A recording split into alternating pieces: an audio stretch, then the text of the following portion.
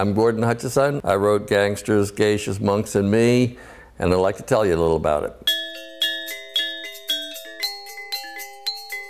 It's about learning Japanese culture in ways that they will never teach you in your Eastern Studies major. This has been, my elevator speech for the last 30 years. It's the only way I can sum it up. But the other thing, and this is serious, is that I'm going to give 50% of the profits to the orphans of the tsunami of 2011, and that I look forward to doing.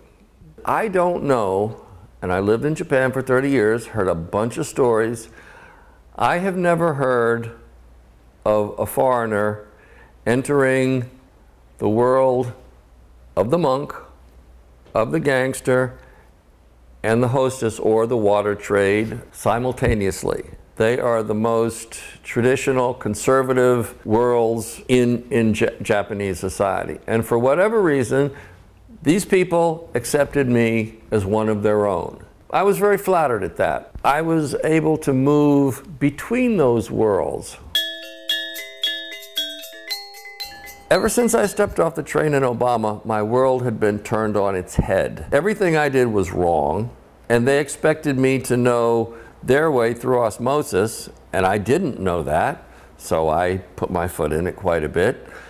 But I realized that even though Zen was strict, it wasn't puritanical, and there was nothing wrong with having a little fun. And this was the first guy I really liked as a buddy since I came to Japan. Apparently it was the same thing for him. Now, he was a gangster, he had his responsibilities. I was a foreigner studying Zen. I had my responsibilities. There was no way we should have been friends. I finished cold training at the temple on February 3rd, 1979, in the morning. Put on my Western clothes, got my suitcase, went to the Gangsters headquarters, got in the Jaguar, drove to the cabaret. I was appearing at the cabaret as a doorboy the next night. Those worlds are incredibly Japanese. The Zen world, the gangster world, and the water trade, they all have these things in common. Vertical society, absolute obedience, responsibility, giddy, etc., etc. It was a fascinating education. It reinforced the lessons that I learned. Learning the same lesson in these three different worlds. Living those 3 years with the gangsters, the geishas, and the monks was something I will always treasure, learned a great deal from. But another part of this is that I spent 25 years after that in Japan.